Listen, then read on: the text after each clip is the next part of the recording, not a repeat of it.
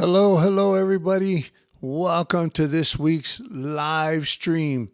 I have to apologize due to personal circumstances. I know that I had scheduled it originally for 6 o'clock. For those of you that joined me at 6 o'clock, I apologize. I had some personal issues. I tried to reschedule as soon as I could, and I know we're not going to have as big of a crowd as we normally do because a lot of you are probably watching football and watching your teams on football. But I have some personal things that I had to attend to, but I didn't want to miss this week's live stream. And really, it's going to be another Ask Me Anything about Mexico. I don't think, like I said, we're going to have a lot of people on tonight, but I'm doing this for the sake of having people be able to watch it later. Not only that, but I also do that with my live stream, my surprise live streams. On my surprise live streams, I like to keep it a little short, like 30 minutes. So for those of you that want to catch up, the only thing I have, as far as I always take care of business while people are coming in, is that I just did a live stream, not a live stream, a video on the financial solvency requirements. I just want to explain a few things to clear things up about the financial solvency requirements and explain a couple of things, because if you haven't watched my previous videos, you might not understand what I'm talking about in my video about financial solvency requirements. Basically, what happened is, as of December 1st, it doesn't take effect till the new year, but on December 1st, they decided the new Mexican minimum wage. And the reason why the minimum wage is important is because the financial solvency requirements are basically tied to the minimum wage. Hey, Joy. Oh, and Retribution and Stephanie, I'd like to shout out to you guys that were on the chat a little bit before. And Blaine, great to see you from La Paz. Great to always see you, Blaine. So the reason why I want to go over this real quick is because I did mention some stuff about the UMA formula versus the minimum wage. The reason why the minimum wage is important is because residency is tied. Financial solvency is tied, and qualifying for residency is tied to financial solvency requirements. These financial solvency requirements are figured on a formula that's based on the minimum wage. And I went over it in my video, but I also made a comment a little later on that might, confuse people, is that I said that hopefully the consulates, we're still at the end of the year. Nothing's official until it's official, like I always tell everybody. Some consulates have already raised their requirements. I know McAllen for sure has raised their requirements, and it's around 20% from where it was before. So I don't see this changing, but it may. But there is another economic indicator, and I have explained this in several of my videos, and that back in 2016, the president back then basically said, hey, this minimum wage thing is not an accurate reflection. Mexico used to use the minimum wage for figuring things such as taxes, fines, all of that stuff. So that's how the minimum wage became incorporated into the financial solvency requirements. What happened is in 2016, that the then president said, everybody needs to go to the UMA formula and get away from the minimum wage. Well, immigration and the consulates did not. They stayed with the minimum wage. The reason why is because they had pure discretion. About 2 years ago, the president basically told immigration, you know what? You're a government agency. You need to start using the UMA formula. The UMA formula is basically a consortium of professors who figure out the true economic conditions. I don't want to say true economic conditions, but they study the economic conditions of Mexico, and they come up with this number, and it's like half of the minimum wage. So you can imagine if we were to go to the UMA formula, which immigration already has, you're looking at numbers or financial solvency requirements that would probably almost fit the Social Security average Social Security check. The problem is that immigration did go to it because they were mandated, but the consulates still have full discretion to decide what financial solvency means. And I explained that in my video, especially when I was talking about don't let anybody convince you that just because you have a pension and you're retired. And I know several YouTubers, they even showed the law on their YouTube videos, but that has nothing to do with, and the law basically said it's basic immigration law. It's the basic qualifications. It's nothing secret. But basically the law says that if you want to apply for permanent residency, you have to show you're retired and you have to prove a livable income, that you have a pension and that pension is livable at a livable income. Okay. This is nothing new. The consulates have always basically required that to go straight to permanent residency, that you're retired. That's the reason, because it's in the law. Then the livable income is what is established as financial solvency requirements. Not the cost of living, not what a YouTuber thinks, not what an attorney thinks or a Mexican attorney thinks. It's what the consulate determines is a livable income. A livable income and financial solvency have nothing to do with the cost of living in Mexico. So don't go to the consulate. One YouTuber actually suggested that you all go to the consulate and try to educate the consulate officers on the law. The consulate officers are very aware of the law. They know the law, and they're applying the law when they ask you for your financial solvency. So hopefully, but here's the thing, the system's kind of broken because immigration's saying we only require this year $1,700 a month, where the consulates are saying we require $3,000 a month. And the problem is you can't go straight to immigration. You have to start at the consulate. So yes, immigration requires $1,700 a month on their financial solvency requirements, but then you have to get past the consulate who requires $3,000. Some consulates were lower. I know McAllen was more towards that $1,700 a month for a while. So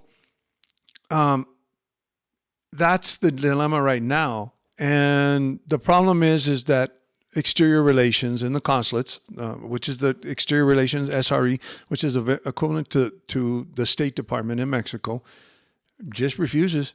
They just say we have the right to determine whatever we want to determine. Actually, some consulates, the ones that have departed and gone lower, like I think Phoenix was at $2,500, or still is. I don't know if they've changed because a lot of the consulates are changing now in December. So basically, hopefully, they will come in line with immigration and we'll see lower financial solvency requirements. I've been hoping this. 2 years ago, this happened with immigration. It still hasn't happened with SRE. So we might see it. Hopefully, we'll see it. Maybe SRE is going to say, hey, wait a second, these financial solvency, or we're getting less people. Hey, gringos are us. We're getting less people coming in applying for residency. We need to do something. Maybe they'll start going to the UMA formula. But until then, it is what it is. It's based on 300. The temporary is 300 times the minimum wage, and the permanent residency is 500 times the minimum wage. So those people that are telling you that all you have to do is show a pension letter and a pension are making you go to the consulate for no reason, because no consulate's going to accept that unless you are making at least $4,000 a month. And next year it's going to go up. So that's the way it works. Hopefully we'll see. And it was 20% last year, and it's 20% this year. A real interesting note about the Mexican president, since he took office, the minimum wage has increased more than any other president in the history of Mexico. And here's the problem, not problem, but this is what we're going to see, is that we're going to see a change in presidency this year. And we always see changes in the system. So we'll have to see what happens when the new president comes in. Now, the two front runners, actually, Mexico looks like they're going to have the first woman president. The two front runners for president right now are both females, are women. And not only are they women, but the front runner is from the same party as the current president. So I don't know what kind of changes we'll see, if we'll see any, if it'll go in the same direction.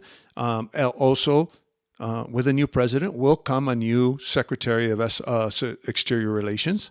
The current Secretary of Exterior Relations, or the one that was here before with AMLO, he actually was running for president. I don't know if he's pulled out of the race, but he was the Secretary of Exterior Relations. So we'll have to see what happens. But as of now, be ready for all those increases.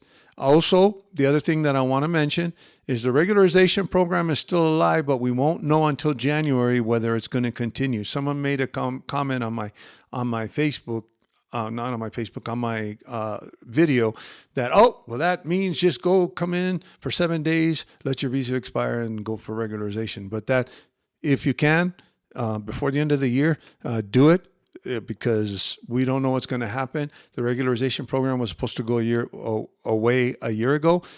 Or 2 years ago, or a year and a half ago. They keep on reevaluating it every 6 months. So we don't know what's going to happen. And retribution.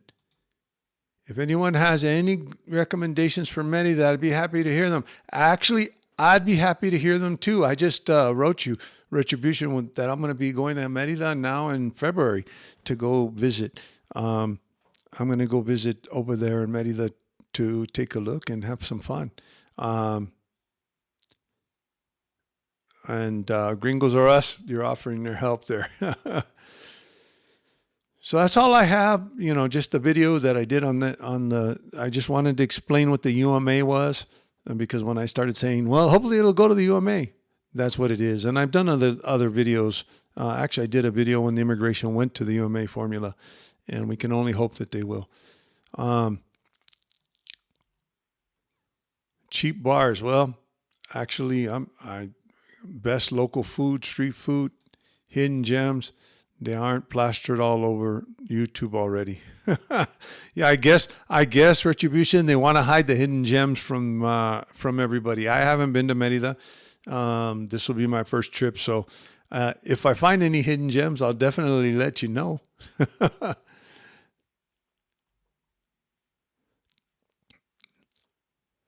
Okay, Gringos Are Us, Las Vegas, Las Vegas, Las Vegas. Okay, well, we're gonna have to, and that's in Merida. I'm gonna have to head that way. So anybody, I like I said, I apologize. I had to jump on a little early. I had some personal things to do. I just finished recording a interview with one of my local, my actual real estate agent before I decided to keep my house instead of sell it. Let me see. Gringos Are Us. It's a great local eatery with affordable eats, good drinks, and local at Central on 63rd Street. Well, thank you, Gringos Are Us. I guess we're going to have to go to Las Vegas, Las Vegas, Las Vegas. So, like I said, I apologize. We had to come in a little bit early. And so, anybody have any questions about anything in the sense of anything else? Retribution. I'll do the same, Ernie. Seems like most YouTube videos show the same exact restaurants, and most of them are just food tours they went on. Actually, you know what, Retribution? I'll just tell you personally, between my wife and I, we like to go out and explore. Actually, many of the times that we get into the cab, we'll ask, hey, where's the best place to eat? But we don't want the tourist place. We want the best place to eat. Like, where do you go to eat? We've been very lucky sometimes in finding really great places. We asked the taxi drivers what's going on, which is a good place to go. We do sometimes take tours, but what we try to do is find like a local driver. What we're going to do in Merida, I have a real good friend in Merida. Actually, he happens to be the owner of Best Mexico Pet Movers, or Best Mexico Movers, and he also happens to be the owner of the Mexico Daily Post. He lives in Merida, and so I'm probably going to be asking him where the best places are to go. He's always out of town, so hopefully we'll be able to catch each other. Um, I was actually able to catch him here in San Miguel. Um, I was actually my last surprise live stream. I was talking. Someone was talking about the cost of living in San Miguel, and I was talking about somebody that moved from Merida to San Miguel, and how. And actually, the comment was is that San Miguel has become really expensive because of all the artsy people that are coming here. And I had made a comment. I had had dinner with somebody that uh, my friend had finished moving to San Miguel, and actually found out Merida is one of the most expensive places right now to live in Mexico. So, Joy Gatewood, do you know if COVID is increasing in Mexico? Actually, Joy, to be honest with you, I know that there's been some talk on the news in the States of COVID coming back. And I do know we have some personal friends that have gotten COVID actually since just recently. Like, I guess there's a new strain or something. Um, Actually, my son got COVID over in South. He's going to college right now. And he was talking to both two of my sons got COVID. I think they gave it to each other. Well, one gave it to the other one, but you know what? I haven't heard of any type of, in Mexico, of it spreading that much, or haven't heard of it. Actually, believe it or not, I haven't heard of any cases of COVID. Everybody is kind of pretty much doing their thing here. Um, so I haven't really heard anything about it getting bad or increasing. Upscale dining, La Trota is wonderful. We did a video on the food scene in Merida. Um, we're gonna have to check that out because we're gonna have to hit all those places. uh, Gringos are San Miguel was cheaper than Merida. Uh, the inflation rate in Merida is higher than the national average. It is not horrible, but those are the facts. We did a video on that as well. Actually, that I have read several articles that Merida is getting super expensive, Gringos or us. And actually, the other thing that I always talk about Merida, and actually we were talking about this in my interview today, is that Merida has gotten a lot of attention for digital nomads. There's a couple of YouTubers that have really promoted that Merida is the best place in the world. And I see a lot of YouTubers actually that have moved to Merida and have talked about their life in Merida. But one of the things about Merida, one of the hidden expenses about Merida is what I tell everybody is the electricity bill. Uh, it's very hot there, and you tend to run your air condition. And those people that say they live in Merida and on $500 a month or $1,000 a month, uh, they don't have air conditioning, and it's very, very hot. And I think one of them does, but they only run it at night when they go to sleep. But the rest of the day, they're in the heat. So uh, Merida can be expensive in more than just one way, not just in the groceries going up. I know Gringos said that, the inflation is higher. Restaurants are probably more expensive. Yes. But even if you want to live there on the budget, I still think San Miguel is a better option, even though it's known as one of the more expensive places. And one of the things that you're going to save a lot on is your electric bill. Okay, thanks. I'll pack some masks just in case. Well, it's always a good practice, Joy. And you can get them at the local pharmacies here too. The K90, the M90, the K95s or the M90, N95s or whatever, they do sell them at the local pharmacies too. So, uh, depending on where you're going to Mexico, I would probably think if COVID's spreading, because I haven't heard of any cases really, it would be spreading in the more larger cities. Like if you're going to Mexico City, I'd be a little bit more careful. I haven't seen much of an issue here in San Miguel de Allende and other places. Any recommendation, Blaine, any recommendations on medical insurance, 35, non-smoker, great health, living in the plaza? I'm thinking $5,000 to $10,000 deductible per incident, no medical history. Actually, Blaine, I have an insurance agent. She's out of Monterrey, but she sells nationally. Actually, she's done some videos for me. I believe I even have a playlist called Ask an Insurance Agent. Her contact information is on that video.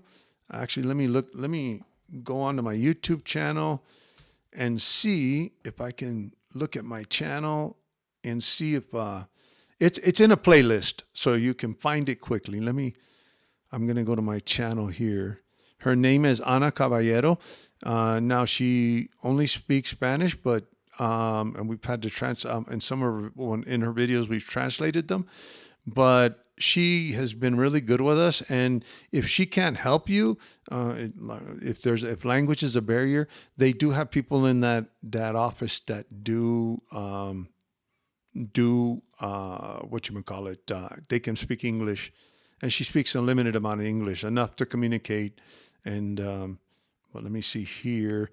Playlist. Let me look at my playlist, and I can tell you private healthcare insurance in Mexico. Yes, it's called private. The playlist is called Private Healthcare Insurance in Mexico series, and all of her contact information should be in the actually, I don't want to. Greetings, everybody. And this would be, let me see, let me make sure it's in there. Yes, it's in there. Actually, let me show you. I'm going to switch to my live here. My YouTube right here. Let me show you right here is her information. I just pulled up one of the videos, the new Private Healthcare Insurance in Mexico series. I started that series, and people would send in questions, but then I people quit sending in questions, and so we it's only a couple of videos, but her contact information is there. She can help you in La Paz. Some of the insurances have to do, we just changed our policy. It could be like every hospital in Mexico, or it could be certain hospitals in Mexico, or regional, that will cover you. But that's the person we use, Blaine. And she sells, I guess they're a division of New York Life Insurance. So pretty reputable. Denise. Can confirm Merida is getting expensive. The landlords are raising rents routinely, but only if you can. Buy if you can. Yeah, you know what? Buy if you can. We were just talking about that today on my interview with the real estate agent. We were talking about, one of the things that I see a lot of in these videos that we, and I've even discussed this about the reality of living on $1,500 a month. There's live at $1,500 a month here, or live at $1,500. And can you live on $1,500 a month in San Miguel? And I said, yeah, you can, but it depends on what your expectations are. One of the things that can help you a lot on living on a budget, especially if you're on a fixed income,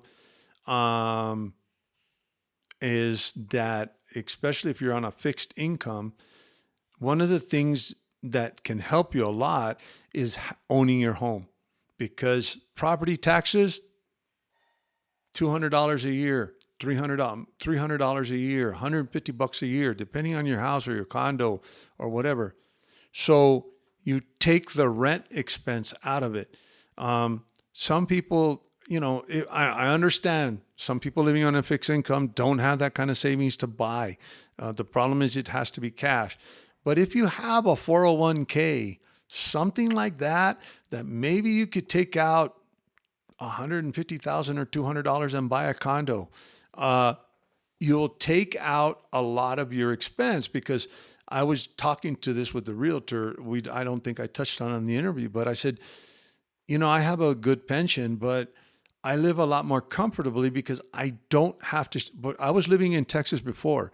I was paying $11,000 to $12,000 in property taxes, so I still had $1,000 I had to shell out of my pension on a house that I already owned, completely free and clear. So what happened when I moved to Mexico? That turned into $300 a year from $11,000 to $12,000 a year. So that's like $20 a month that I'm paying on my property taxes. So I could afford that. Frees up literally uh, $1,000, 800, 500, especially around that $1,500 income. You have to sit there and think, well, at least 500 is going to go to my. I mean, if you get something like a room, at least 500 is going to go to. Maybe you might be able to find a room for 300, but I'm not sure. But uh, even 300, when you're living on $1,500 a month, $300 is a lot of your budget. So if you can buy, that's your best bet. And Denise was right. If you live in Merida, best bet is to buy because that way you only have to worry about your electric bill. Uh, but if you rent, most places, I've seen the posts, people paying 6,000 peso electric bills and they didn't realize, no, we didn't get to go to the restaurant, but it was recommended to us on many occasions. Um, yes, our electric bill was 2,000 pesos a month. That sounds right. 4,000 pesos. You see, the thing about it is, Pet, your electric bill is going to come out. I don't know how you did it, Gringos R Us. They might have charged you by the month, but the electric bill comes out every 2 months. So in Monterrey, we were reaching 6,000 pesos easily. My last bill was 5,000 pesos, 4,000 pesos, but you got to remember we left 1 month into it, or a half a we a half a month. We didn't. Our electricity's pretty much been non-usable, non-usable, but not being used in Monterrey, and that's kind of what you're going to be paying in Merida. And actually, Gringos or us, on your electric bill, if I'm not mistaken, you had mini splits and you were pretty much turning one off and turning one on, depending, or spending one most of your time in one room that was air conditioned. So you guys were actually very, very judicious about your electric bill. And 4,000 pesos is a lot for an electric bill. I pay a quarter of that here in San Miguel.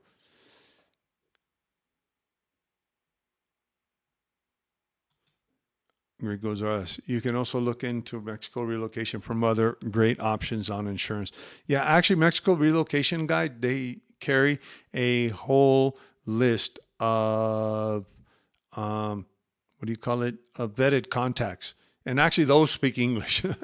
Now, the thing with Mexico relocation guide, and I haven't looked at it in a while. I don't know how she breaks down the insurance agents. I know she does break down like the facilitators and everything by location.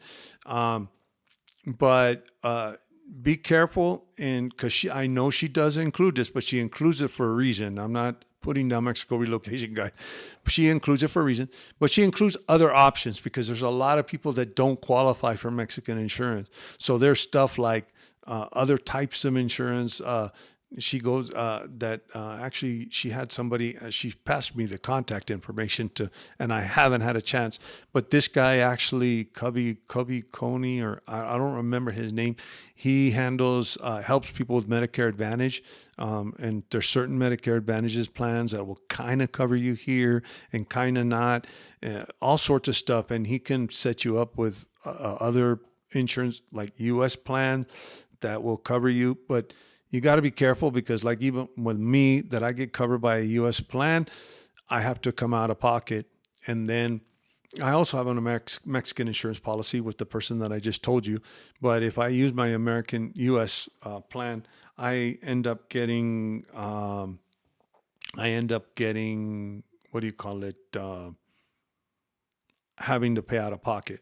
So When you look through all of that stuff, if you do use the Mexico relocation guide, make sure you distinguish between, because she has them both, and it's for a reason, because some people don't qualify for Mexican insurance. You, Blaine, are probably 35, no health, pre-existing health conditions. You're going to be fine, pretty much. Trust me, you'll get insurance real easy. And at that age, it's going to be very low. At the older you get, it starts to go up. So just make sure you distinguish between the options, like for those that can't get it, like, I don't know, evacuation insurance and everything else, and Mexican insurance, actual Mexico insurance.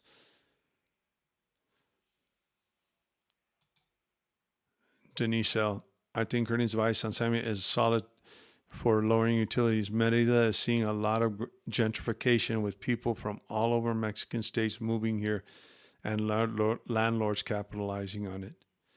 Yes, Denise. You know what? As a matter of fact, like I said, I sat down with my friend that's the owner of the Mexico Daily Post. He was moving somebody from it. Actually, that's what I was just saying a little while ago. That person was moving from Merida here. And we were talking about Merida, how expensive it was getting, and he was telling me that it's now considered one of the most expensive places in Mexico. It's actually beating a lot of other places. We'll see you later. Have a great dinner. I'm gonna have to be running pretty soon too. uh, and Denise, and get solar panel. I think my ROI on them will be less than 5 years. Yes, solar panels. Actually, we were gonna have to do that in Monterrey, but I think we're gonna be spending more time here. So we're just gonna eat if we stay in Monterrey for 2 months or 3 months, we're just gonna eat the bill. We probably won't go into the DAC rate because um, uh, you have to go into the DAC rate because we won't be there long enough to run it. Just divided by two. LOL. We just ran one AC in the whole house. Yes, that's. You also have to be careful how big the ACs are. Um, well, you, for example, in Monterrey, but we have a big, humongous living room, so we need two-ton units. It's not going to cool down without them. So, but you can imagine two-ton units. It can cost money.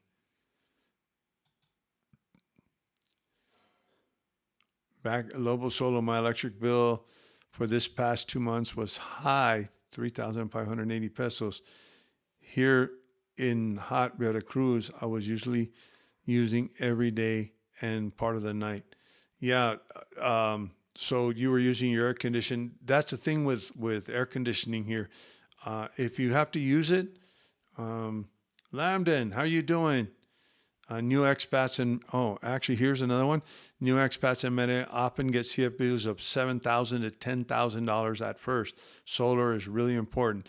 Actually, the guy I was speaking to and having dinner with, Denise, had a 16,000 peso bill, one of his first bills, and actually his landlord installed solar panels, thinking he was going to stay. And right after 3 months after he installed the solar panels, he left, and she got mad at him. But it's going to be a benefit to the new renters. And Stephanie, we don't have heat or AC in San Miguel anymore. It's wonderful. You know what? We don't either, Stephanie. Actually, somebody had made a comment my last live stream that it kind of got hot this last summer in San Miguel. But what I did explain, and this is a good tip, Stephanie, if you want to pick one up, you can pick them up here. You call them swamp coolers in New Mexico and in Arizona. Actually, the swamp coolers are the big units that you put on top of your roof. But what it is it's a fan, and you run water through a filter, and the fan blows air through the water. And because you're in a dry climate, the air that blows out, it comes out cool.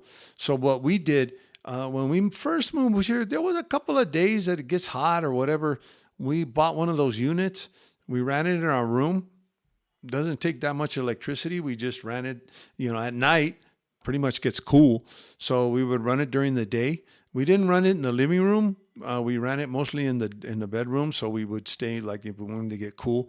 I mean, and it never really got too hot, like unbearable hot, but it worked out really great. And you're not using it's not an air conditioner. It's just basically you're running a long story short, you're running a fan through a rag with water, and the air comes out the other side. Cool. So they make I forgot on what evaporative cooling, portable evaporative cooling units. That's what they call them. So you might want to get one, Stephanie. And then also we have portable heaters for because the cold, the houses are made out of blocks, so the cold stays inside the house. But we just stay bundled up. We wear sweats and everything else, and it's totally fine. Never gets too cold. Not like other places, like when we were when we're in New Mexico. I mean, literally, we have to run the heater, but you can't survive on sweats. But we just wear warm clothes. But we do have portable heaters that we can put also. That's another piece of advice. So when you're taking a bath or whatever in the bathroom, you can run the portable heater in the bathroom so that you're not running out and super cold. But even then, we dry off pretty quickly and put our sweats back on, and we're pretty good. And that's another tip for when it gets kind of cold here. But it never gets really super cold. I mean, it's usually in the 50s. We have had some cold days here, but not anything really bad. Any other questions or comments?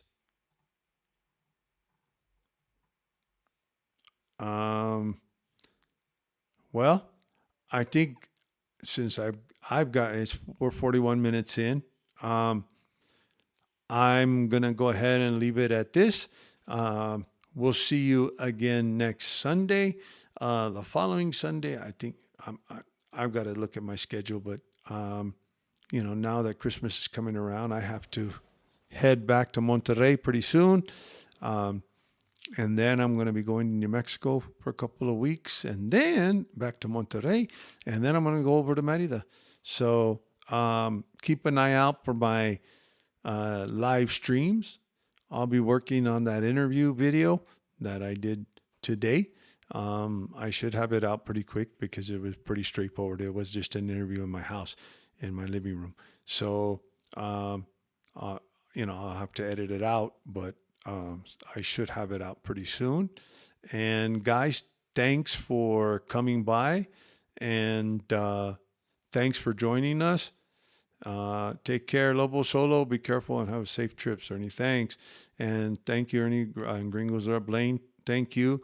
Thank you guys for joining me. Actually, I got more people than I thought were going to show up because I know that, it is football season, the afternoons. And I also know that, I kind of sprung this 4 o'clock for those people that were planning on waiting till 6 o'clock, and for those people that are going to be surprised when they tune in at 6 o'clock. I had one faux pas where I said at 6 p.m. Central Time, and I came on an hour late, and everybody looked at me because in Mexico doesn't change times. James Clifford reminded me of that it changed time. Joy, take care. Stephanie, take care. Denise, take care. Lambden, all you guys take care. I'll try to do more live, surprise live streams. The last one was at a really fancy restaurant, but you never know why I'm going to come up live again. So, like I said, thank you very much. I have the best community that I could ever ask for. And you guys have a great Sunday, and we'll see you on the next one. And like I always say, until next time, stay safe and stay informed.